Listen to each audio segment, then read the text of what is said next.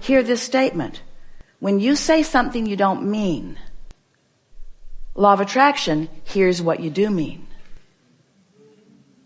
Ooh. So you poked at it with a stick and didn't get the results that you wanted. See what we're getting at? So rather than talking about abundance and money, let's talk about abundance. Abundance of clarity, abundance of sunshine. So I accept that from the unseen, abundance flows to me in this form. And so it is logical to me that from the unseen, that all nature of abundance will flow to me.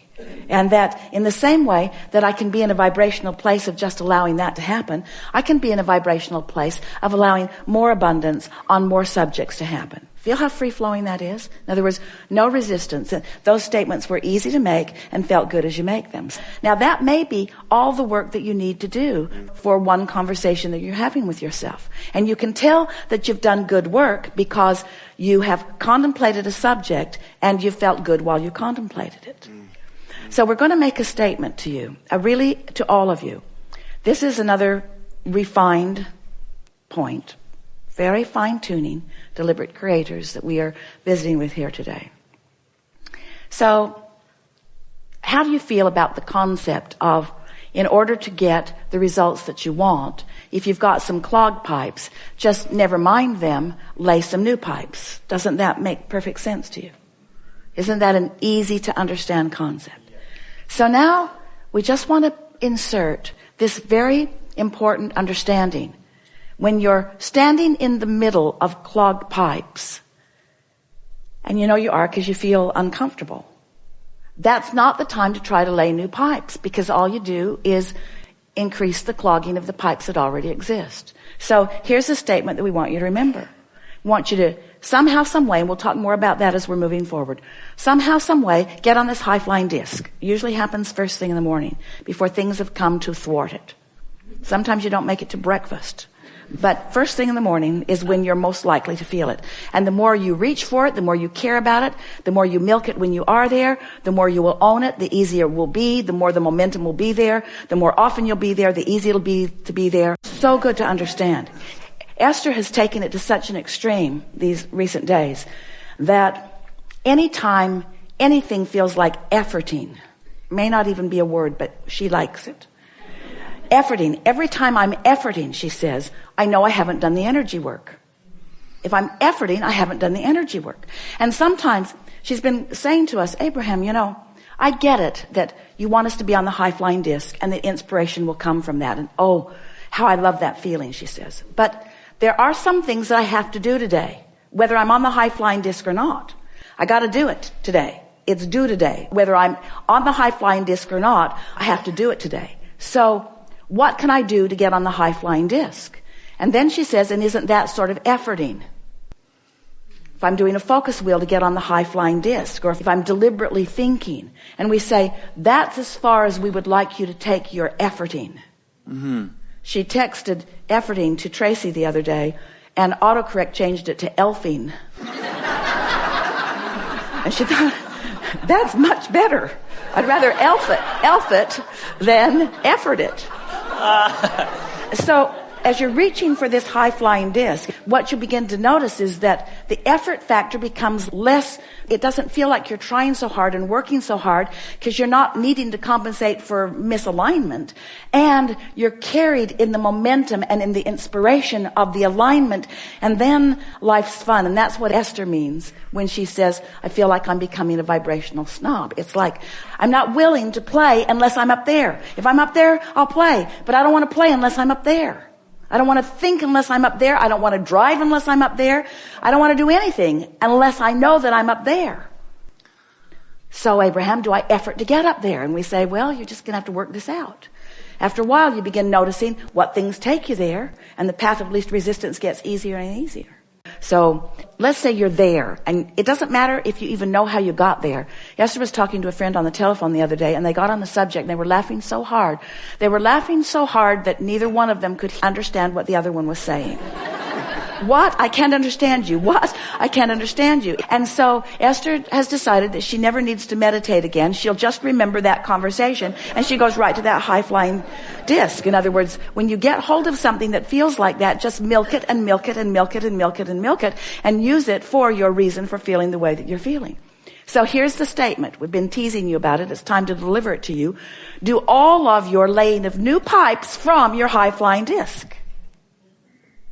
All of them from your high-flying disc. So the other day, after laughing and laughing and laughing and laughing and laughing with this friend, Esther replayed that conversation over and over and over and over and over and over and over and over and over in her mind all day long. We'll tell you what they were laughing about. We warn you, you kind of had to be there. So they're talking about the same thing that you're asking about. They're reaching for high-flying thoughts. And Esther is saying, I've discovered that the more general I am, the easier it is to stay there. And so she was saying, I love words like clarity, and I love the feeling of invincibility. And I've got this pen that I pretend is my magic wand, and I'm just waving it around, and it feels like the entire universe is responding to what I'm asking for. And all I want to do is think about these things and talk about these things. Esther said, I'm afraid I'm becoming like a vibrational snob. Because I'm not willing to go to other less good feeling places. And I'm beginning to understand enough about energy and alignment and vibration and momentum and movement and alignment and resonance that action began feeling increasingly resistant. I could tell I was sort of barking up the wrong tree. And so I withdrew myself from that behavior and relaxed back into an effort to line up my energy. But I'm feeling sort of lazy. I'm feeling sort of irresponsible. I've got old pipes, lazy pipes, irresponsible pipes, not carrying my own weight pipes, not proving my worth pipes. I can feel that that's still active within me, and those thoughts feel uncomfortable to me. And so I'm reaching for a new thought that feels better, and I can't find it because there's enough momentum going. So I'm going to go general. I'm going to go as general as I can go. Nothing needs to happen this red hot minute.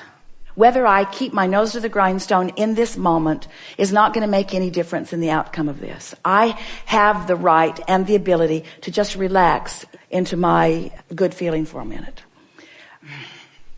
I understand that the laws of the universe are in place. I'm getting better and better at applying them for myself. I know for sure that I have the ability to focus, and I understand the power of focus. And I so love inspired action. I can feel the power in inspired action. And I love the feeling of inspired action.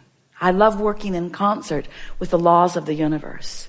I like moving toward the things that I want. I love that feeling of momentum. I like the idea of the leverage of the universe. I like the idea of having access to the energy that creates worlds and flowing it through my focus. I like results I get from alignment. I'm so aware of results that I get from alignment.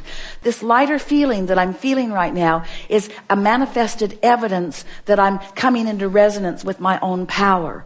I can feel that if I can continue this, that ideas of inspiration will begin to flow to me. I can feel that this is not only not wrong action right now, that this is the most right action that I've found in a while. I'm returning to my true empowerment. I'm returning to my true nature. I can feel that I'm dovetailing with the power of the universe. I can feel that I'm lining up with the things that I've put into my vortex. I believe that law of attraction has been assembling all of those cooperative components. And I believe that in this exercise that I'm doing right now, that I'm becoming more one of those cooperative components. And I believe that on that high-flying disc where I'm on that disc and all of the cooperative components are on that disc with the things that I want, that it's not only going to get me really good results eventually, I'm getting really good results now because of the way that I feel right now. I believe that this is the way I'm meant to feel. I believe I'm meant to feel proud of myself. I believe I'm meant to feel invincible. I believe that I'm meant to feel my own empowerment. I believe that I'm supposed to direct the energy that creates worlds. I believe that the sifting and the sorting that I've done has all been about that. I believe I'm in the right place at the right time. I love my vitality. I love my ability to act. I want to jump into action. I want to make things happen. I want to be a cooperative component. I want to be the deliberate creator of my own experience. I love the feeling of energy flowing through me. I love this feeling of empowerment. I love accessing the energy that creates worlds. I love directing it toward things that matter to me. I love the ideas that are flowing now. I love the ideas that are coming next.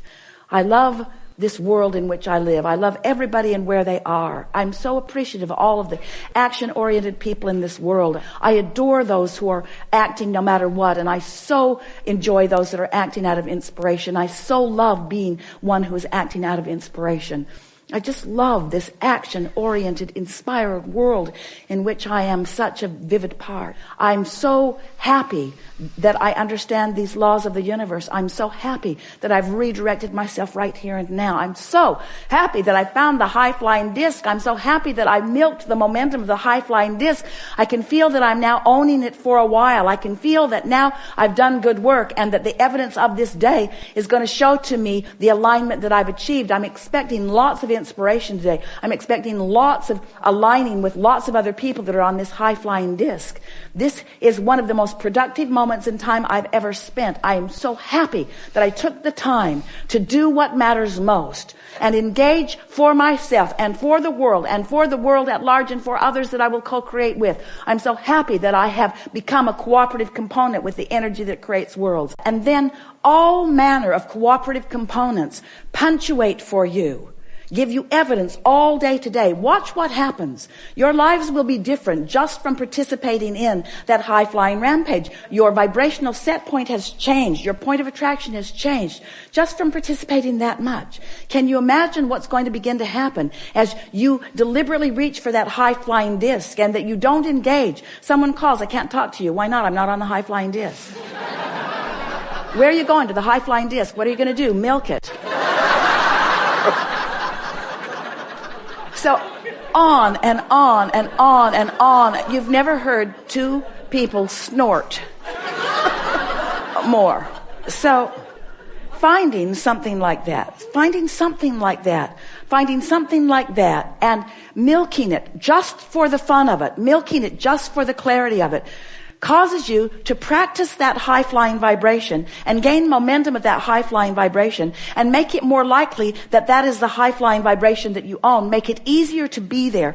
So after that, Esther went to bed that night playing that over and over and over in her mind. She had a long conversation with her daughter Tracy, who was waiting to pick someone up at the airport, telling her the story and laughing and laughing and laughing and laughing and laughing.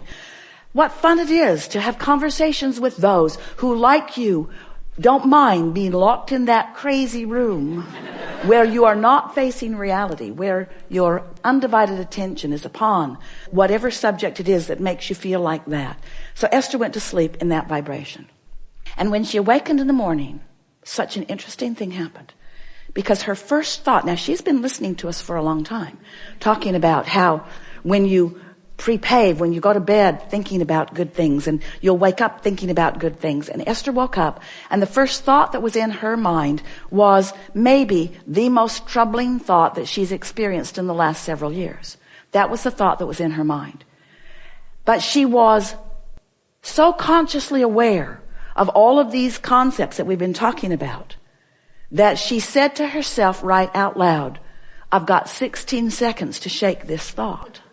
16 seconds to return to my high-flying disc. 16 seconds to lay my new pipes about this subject. And then energy just flooded all through her as she realized that this was her high-flying disc. This was her chance to take a subject that had been troubling and approach it from her high-flying disc.